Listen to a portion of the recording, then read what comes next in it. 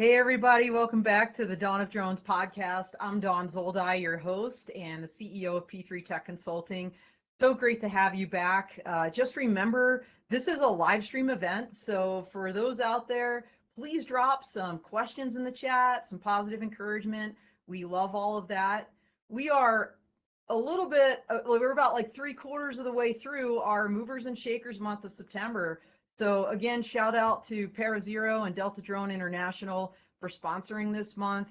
It's been an incredible ride so far. I mean, last week we had the FAA on here, Patricia Mathis and Dave Krause from Influential Drones as part of Drone Safety Awareness Week. We had Mike DeCassola and Don Bershoff talking about weather and vertiports in a box. And of course, we kicked off the month with Aaron Gabriel and Ed and Matthias. And today, wow, we have with us Sean Guerre. And, he's from the Energy, Drone, and Robotics Coalition, or EDRC. And I have to say, I know this is going to sound corny, but I've been a super fan of EDRC from the very beginning when my dear friend Justin Martin, who's an energy attorney, turned me on to you guys, Sean. So welcome to the podcast. Howdy, Don. So glad to be here and excited to be with you all today and talk to folks about energy and drones and robotics. I mean, the information you guys push out, when people ask me, where do you get your information or how do I really plug into this community? I tell them to go to the EDRC and your newsletter. And we're going to talk about all that a little bit more, but let's first talk a little bit about you, Sean. So tell us a little bit about your background. Sure, thanks, Don. So my background is in energy. So that's where I come from. Family's in energy. My dad was ExxonMobil. I was an oil brat, went around the world. And as I got into energy post-college, really started to kind of merge with new technology. So new and emerging technology and how it impacted the energy space became my focus. So with various media companies over time, we built communities, and Energy, Drone, Robotics came about 5-6 years ago. And that's when we started really focusing on the uncrewed systems and remote piloted systems. So that's really my background. Background's in energy, emerging technology. This was a beautiful mix of both.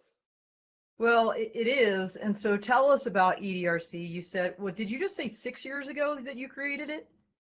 Wow. Yeah, 6 years ago we launched. Okay, I mean, you're huge, right? Like if I recall correctly, you have over 16 or 17,000 members? We do. We just crossed 17,000. So 17,000 members in the community on a global basis. And if there's look for silver linings through the COVID experience, a lot of our global has grown. We picked up a lot more people in Africa and the Middle East, Europe, and throughout Asia and Australia. So that's been really neat to be able to pick up and start getting different regulatory schemes, of course, but a lot of the same best practices and tips and same things that we're trying to do around efficiency and energy. So it's been great, and we've really grown very quickly, fortunately, because if you look at pretty much anyone's sector reports, whether it's David Benowitz at Drone Analyst or the folks over at Drone Industry Insights in Europe, energy is pretty much the #1 driver and the #1 spender in drones and robotics. So it's a really vibrant market, and we've been very fortunate to be plugged in and helping that community grow. Yeah, absolutely. And so let's go back a little bit in time then and explain why it is you actually created this. I know it's kind of a beautiful combination of energy and technology, but why did you create EDRC? Yeah, it's interesting to see how kind of serendipity occurs. We were in another emerging technology field around 2D moving to 3D on large energy engineering construction projects. And so there was a whole lot of technology involved in that. There was a lot of, how to migrate from 2D to 3D. And during a lot of our meetings, we saw these incredible drone footage, basically, that people had of their construction projects. And so we started asking some questions about that, and more companies were starting to utilize drones in a variety of different ways, not just for photogrammetry on construction projects, but inspections, mapping, surveying, they had tons of questions about hardware, software, services, in-house versus outsource. And so it really quickly became apparent that there was a real need to sort through that information together, and that everybody would be able to move their programs forward more aggressively and still safely by sharing information. And at the same time, we started finding more and more solution providers who had that hardware, software solutions and services, and drone service providers that needed to know, at these very large energy engineering firms in oil and gas and power and utilities and chemicals, well, who's doing the work with the drones? These have tens of thousands of employees, so it was really a way for us to help connect the market and share best practices. So that was really the reason for founding. Well, and you're doing that. We'll talk here shortly about some of the ways that EDRC is doing that, some of the different platforms you have, and how people can directly plug in. But let's talk substantively a little bit. I'd like to seize on what you said, Sean, about this industry and how it's growing globally. By the way, of course, in the United States, I'm preaching the choir here. You know this, Sean. Infrastructure right now is the coin of the realm.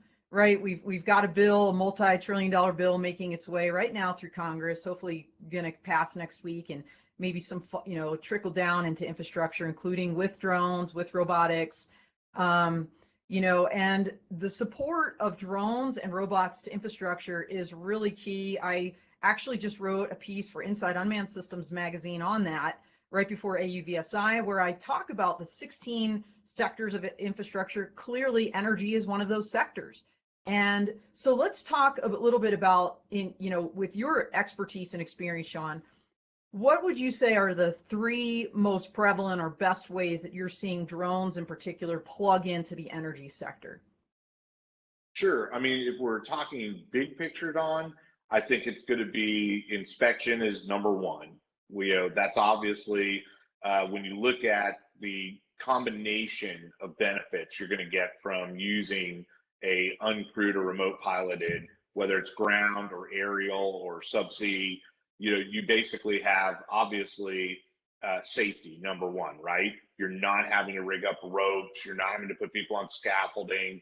So and you're not having to put people around critical infrastructure that's live, right? High transmission lines, et cetera. So safety is going to check the number one box with inspections as one of the big use cases. And then number two is efficiency, because you don't have to take that flare stack down, or you don't have to contaminate a nuclear area because you're able to put a robot in there instead of a human. So you have a variety of different areas that can keep going, which in critical infrastructure could be millions of dollars a day to not have to take those down. So you have safety, you have cost, and then just efficiency. You're getting better data, and you're getting it faster and easier than doing it some of the old ways. So inspection's number one, because it's got three big bullets behind it. And then behind that's going to... Well, before you go on, I would love to jump in there for 1 second, because, I did a TED Talk a long time ago about the Power Threes, and I actually wrote something for Iris Automation. They put out as one of their thought leadership pieces, and I called it the 3 E's. Right? It's economy, efficiency, and effectiveness when you're talking about inspections. So check that out, everybody, on my website under white papers. But agree with you 100%. I mean, that's exactly what my research indicated, and there's some dollars and figures in that article if you really want to check it out. So inspections number one. What do you say number two? Sure. Number two is going to be surveying. So in essence, surveying is huge, whether it's a large scale solar array that's being done, or wind farms, onshore, offshore, or if it's additional infrastructure adding onto a refinery. You have a ton of surveying and mapping that's being done. And so I'd say that's the strong number two, which obviously is held back a little bit based on the US, at least, regulatory scheme with beyond visual line of sight. But it definitely offers, I think, an area that aerial remote piloted makes a lot of sense. And we're seeing a lot of use cases there where they use some combination of satellite and drone are definitely in that realm. Okay. And do you have a number three? So inspection, surveying, mapping, and number three. Number three, I think that's picking up quickly is what I like to call regulatory, which could be an offshoot of inspections, but I put it under regulatory. And the reason is this, one of the big areas, obviously for our oil and gas pipeline, gas utility customers that we have who are asset owners is methane detection and, optical gas imaging. So they're trying to check the boxes for ESG, which is critical for multiple stakeholders now, are looking to see that. I'm sorry, I'm very sensitive to acronyms, having spent my lifetime in the military. What is ESG? Sure, that's environmental, societal, and governance are the three big areas that are, in essence, very broad, but they are needed to be utilized in order to have a variety of different things. Financial, in order to get loans, as they're building new infrastructure, pipelines or terminals or what have you, you have to have certain ESG goals have to be passed for financial institutions. So there's several banks that will not write for energy unless they're meeting certain ESG metrics or goals. Oh, wow. So okay, yeah, so ESG is kind of a powerful, broad subset. And within that, there's a lot of ways you can do that. You can make your operations more efficient. You can make them obviously move from fossil to renewables. So you have a variety of different methods of satisfying ESG goals, one of which is detection and mitigation of methane. So that is a big area that we're starting to see quite a bit of interest. And the obvious answer is remote solutions make more sense than solutions that involve humans, because obviously that's very time intensive. So, okay, I just got to ask, because I have seen a lot. You guys have like some methane summit. And so, how, because I don't appreciate how this works, how are drones being used to monitor methane? Is it like specialized sensors? Yeah, so there's a couple different ways. So there are specialized sensors that are used for optical gas imaging and remote sensing. And really what we're seeing, Don, is a combination of satellites, which are being used to look big picture for the leaks, and then drones are brought in to get a lot more precise.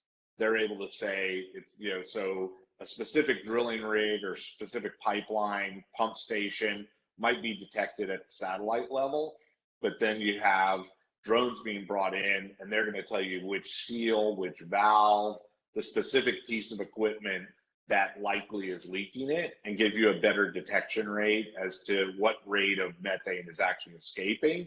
And then you can send in your ground crews to repair. So basically it's detect, mitigate, repair. Okay, makes a lot of sense. And you mentioned beyond visual line of sight and that other aspect of regulation. I want to table that for 1 second, Sean, and pivot for a second to a question that we got on Clubhouse when you were with us last Thursday, which, by the way, everybody, if you missed it, sorry, we don't tape those, but what a spectacular session we had with some of our regulars out there, some of which I got to meet in human form in Las Vegas, which was super fun, including you, Sean. I got to meet you in person too. The question that somebody posed to you that I want to present here is, how do remote pilots plug into this work that you're talking about in the energy sector, because it is such a booming area? I mean, you mentioned inspection, mapping, essentially regulatory compliance. How do people plug in there? Mm-hmm. So there's going to be a couple different ways, Don, that they would really get involved. One is there's a lot of large scale projects that are done in particularly, say, inspection that might be done by a utility in order to prepare for wildfire season, or if they're doing maybe some sort of smart grid upgrade, they need a lot of pilots to fly in a very short amount of time. So they're going to be going to one of the larger drone service providers who then has to recruit the pilots or use some sort of pilot network in order to meet the needs of that project. So I would say there's large scale projects that people could get brought in on that would allow them to then get some of the expertise that they need being around critical infrastructure that would help them to build a portfolio. So I would say for the individual pilot, that's one method, is within a pilot network or as an approved pilot who's got certification with one of the drone service providers, larger drone service providers. That's going to be a way that you can get into it. The secondary way really is around people who have expertise in adjacent markets and then are able to pivot over. So for instance, if you are using LiDAR, let's say, and are doing LiDAR enabled flights, well, there's a lot of LiDAR enabled projects in energy, and that's an expensive piece of equipment, of course. So if you know, and then the quality, you know, you say LiDAR flight, well, there's also the quality of it, right? Is the pilot actually know how to fly?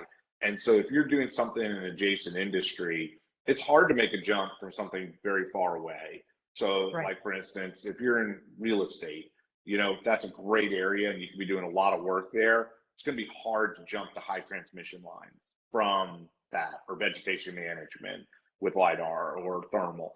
But if you're flying something in a similar industry, you might be able to jump over. Construction, good way to jump over.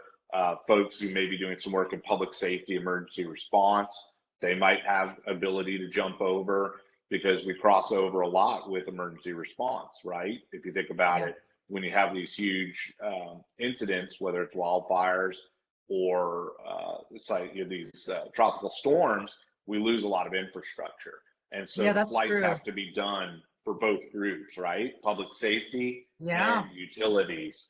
That's a great point. You know, I never, and maybe let's table this, Sean, but let's talk about drone responders, and maybe that's why now it's making sense to me why they've plugged into your event.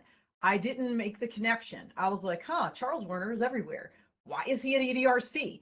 Now I know, like, this makes sense to me. So I'm sorry I interrupted you, but I just wanted to throw that out there because I never connected those dots, but it makes an abundant amount of sense of that connection. Yeah. So that's, I think, the easiest ways for them to get involved. If you're a pilot and you're looking, how do I get involved? Or if you have a smaller drone service company, that's where I think you have the ability to get into the energy and critical infrastructure space. Well, and I would assume that some of the bigger energy companies, they have their own in-house drone, programs, right? They have their own unmanned aircraft system programs as well. And I assume that if you have the right prerequisite experience, you may be able to get hired directly by one of these companies as an employee versus as like a 1099 contractor. I think that's probably a viable option as well. Definitely. I mean, there's people that will take different routes. So we have asset owners who have all different types of hybrid, internal, external, but I will definitely say all of those are growing and growing quickly. So I can tell you in our sector survey, which I think is also backed up in David Benowitz's recent survey, finding certified pilots is one of the top 3 challenges to growing these programs that we're experiencing. So it's a huge issue. Yeah, so let's talk about challenges, but before we do, I wanted to just say one thing, because you mentioned LiDAR, you mentioned this kind of specialized training, and you know, Delta Drone International is one of the sponsors of the month, and you know, they actually created a training program in Pretoria, South Africa, to train pilots very specifically on this kind of work, including they've got this really interesting, it's called Rocket Mine line of effort, where when you talk about critical infrastructure, you know, mines, they're in there doing everything from, you know, pre-blast to post-blast to security of convoys of the assets and everything. So just again, shout out to Delta Drone International, and they're of course incorporating Para-Zero safety solutions into their drones as they do this global work. They just expanded into Australia. It's just incredible. But let's talk about those 3 challenges. So you just mentioned one of the challenges you're seeing in the sector is the availability of qualified pilots. So do you have, like, are you seeing any like solution to that other than what I just mentioned, groups like Delta Drone International that are putting out specified training for this? Yes. So briefly back to the Delta drone, what you just mentioned. By the way, that is one of the most difficult areas to get pilots is in mining because of the GPS denied environment. So we have quite a few mining asset owners in the community, and I will say it's one of the toughest places to actually be able to operate a drone because a lot of the skills that you're able to use in blue sky don't work in that GPS denied environment. Um, so, anyways, to flip to the challenge, yeah, the basically what they're doing is spinning up either with external partners, like what you're talking about, the drone, with other training organizations, or internally, they're creating levels of training. So it used to be, okay, we've got to get this transmission line repair person through their 107, and that was it. Right. And Right. now we're seeing, just like some of the larger drone service providers, they're stratifying their training.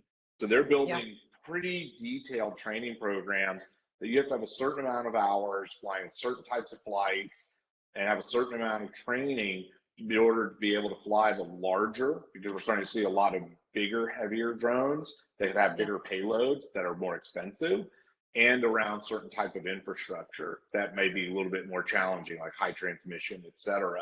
So we're starting to see some real reach out to building, either internally or with an external partner, larger training programs so that their in-house teams and or the service providers who fly on their behalf are equally trained and certified, and then keeping up with that so that they can continue to expand their programs. So that's what we're seeing on the training. Okay, well that's challenge, like we'll call it challenge or opportunity to improve, number one. What other challenges and opportunities to improve are you seeing, like maybe the next two and three? Sure. So number two would have to be regulatory.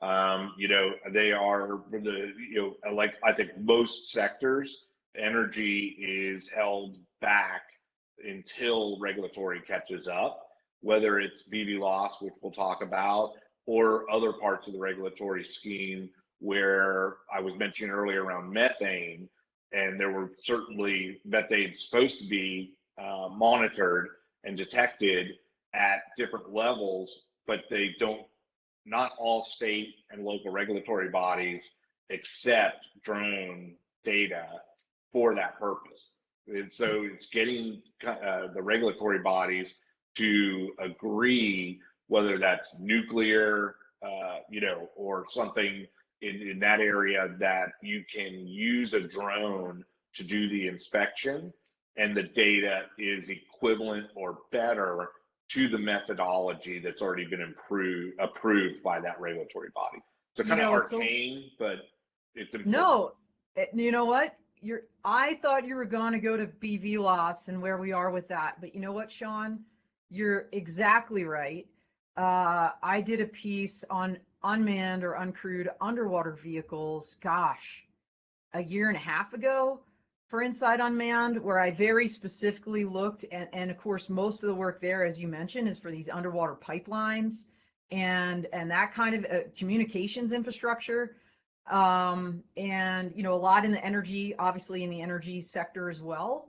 And you're absolutely right. There's a lack of kind of consensus on the inspections of those underwater assets in particular, as to using robots or underwater vehicles and certifying them, not just out in the open sea, of course, like beyond their territorial waters, but even internally to the United States, and like in lakes or other things that might also have some of these assets.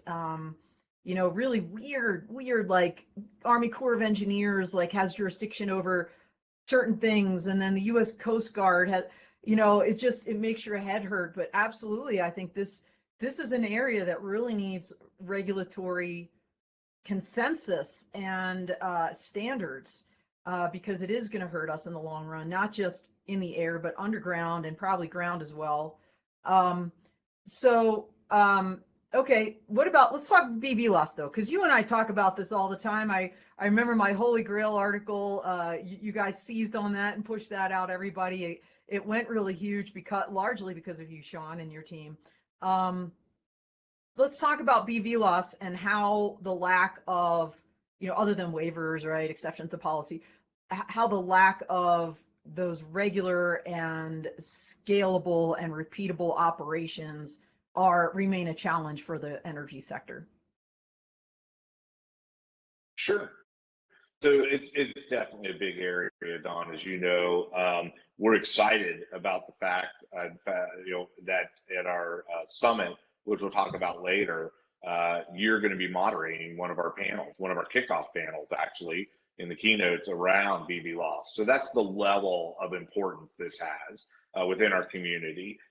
We're certainly growing our programs quite a bit with blue sky or internal, inspections and survey mapping. But BV loss represents probably the greatest jump that you would see in the ability to inspect, in particular, large linear infrastructure. So transmission lines, obviously for utilities, pipelines for oil and gas, and the ability to go from ship to shore or offshore. And so BV loss represents a huge area of potential gain that obviously checks those same boxes we talked about earlier, right? Safety, so you're not having to send a helicopter with a person, attached to it, or a crew. You're able to obviously gain efficiencies and cost savings. And in some cases, back to that regulatory, you have to fly that infrastructure on a regular basis because you have to look for changes. So God bless you, that are happening on a variety of different spots. So the ability, as you say, to be able to do that regularly within the timeline that's needed for a regulatory body or for your asset managers who have a certain amount of inspection they need done on a regular basis, and to have that repeatable would just be, like I say, an ability well beyond where we are today. So there's just so many use cases in most markets, but energy for sure. So we're excited about that. There is obviously a BV loss committee now that's doing work with the FAA. We're excited that the FAA came out, as you mentioned recently, on not only your podcast and other areas, has said they believe we're going to have something out, before the end of the year, for at least starting that whole very long process of public comment and all the ways that laws actually finally get made or regulations finally get approved. But at least we're at the front end of it. So It's been a while coming, but at the same time, I think we could see the end of the tunnel coming in the next couple of years, and that's exciting. So we're excited about it. Yeah, absolutely. In fact, last week it was FAA Administrator Dixon said on Instagram Live that I had the privilege of being on with him that he expected the BV loss ARC to provide their recommendations by the end of November. So gotta love, the holiday reading. Yay, Thanksgiving, eat your turkey, read the recommendations. But, when it comes to the rulemaking, I mean, those recommendations will obviously inform that. My thinking is that that'll be a little ways off, but really exciting stuff. I totally agree, Sean, that the BV loss and what that's going to look like here. Clearly, they're moving out in Canada. We had Glenn Lynch from Volatus Aerospace on a Legacy podcast talking about some of the things they're doing there, and Australia as well, doing a ton of R&D. And oh, by the way, everybody, if you're not tracking, Europe right now, as we speak, is in Gulf of Finland 2.0 trials for unmanned traffic management. They're doing all kinds of stuff, and they're doing some of it BV loss. And so really cool stuff happening globally on that. So that's 1 and 2. I want to get to the third challenge and then pivot to talk about this conference and some of the things you have going on, Sean, so we can tell people how they can really plug in and keep informed in all of these efforts that EDRC and you have going on. So what would you say is number 3 challenge? We had the pilot shortage, if you will, qualified pilots. Number 2, regulatory on a number of levels. And what would be number three? Number three is going to be I think, strong around building out their software and hardware in a sustainable fleet model. And there's been so many changes that have occurred, either based off of the belief or the position of various government and or commercial entities about what types of drones or manufacturer of drones or things like that are or are not acceptable around critical infrastructure. So there's a lot of questions there that have changed what was probably one of the more dominant trends on how they were building out their platforms. Also, as they've started getting into these more specific projects and use cases, they need heavier drones, more durable, heavy lift, that can handle bigger payloads and fly for longer endurance. So now you're looking at different fuel sources. You're looking at some of this very customized. So how do you build out a fleet that you can then manage over a period of time and maintain, and then attaching that hardware back to software that is allowing that data to be maneuvered into the company in a very safe way and into the company's data workflows. So I would say it's a combination of hardware, software, data management. So I'm kind of tripling up on the third one, but basically it's that tech stack, hardware, software, tech stack, and the tremendous amount of data it creates and how to safely, as I mentioned, handle that within a workflow that plugs into some of their existing legacy software that they utilize to run their companies and their assets. That's a third big challenge, is getting that all together and working in an efficient manner without having to change it out every few months. Yeah, so Sean, you're preaching to the choir here, because that's exactly why the military is going to what they're calling the MOSA, the modular open systems approach, for software, this idea of we need to plug and play, and as things get updated, we can't replace an entire system or have a whole new software solution. And so I think you're going to be seeing a lot more of this. Look, I think everybody knows I've got that military background, and a lot of people don't appreciate that connection between the commercial sector and the military sector and the symbiosis of it. What you're going to see on that military side is going to roll over onto the civilian side. And Sean, it's going to make a difference in what you just talked about, this idea that we need to upgrade legacy programs, and we need to plug in these new, not only hardware, pieces of hardware through that software, but all of that. So absolutely.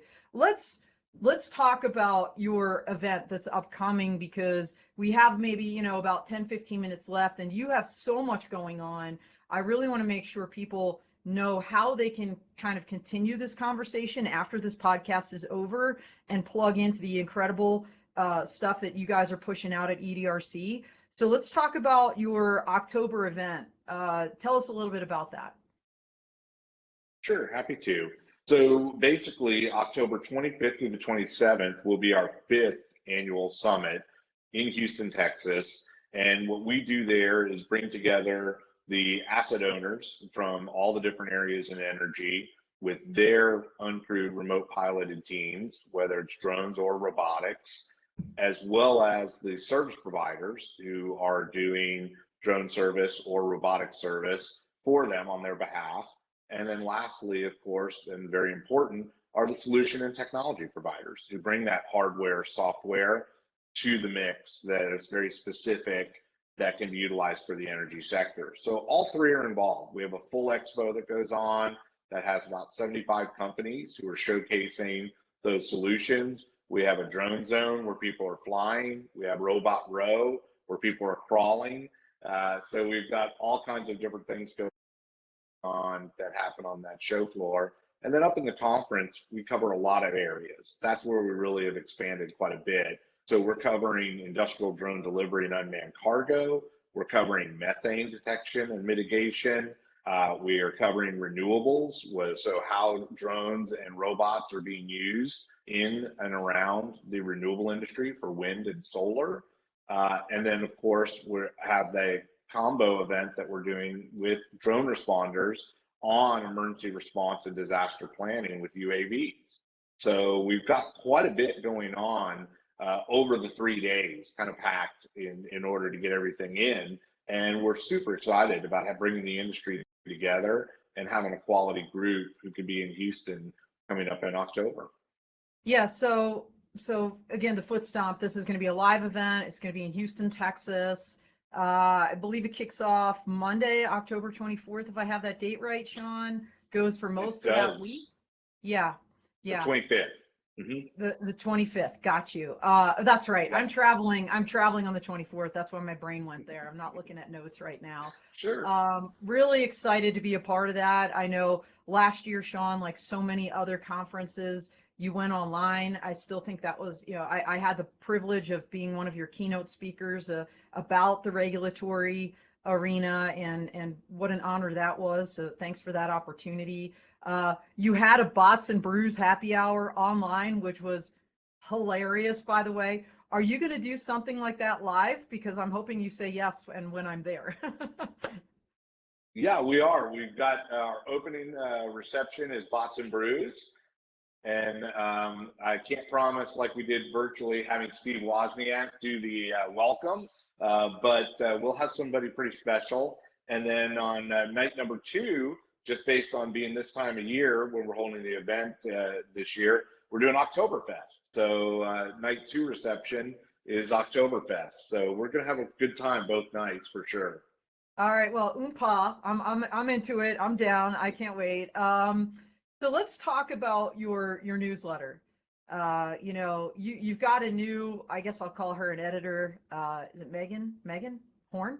Megan. Am I saying that? Mm-hmm. Okay. That's just, again, this is just from memory because like I said, I am a super fan. I'm a consumer. Megan is hilarious.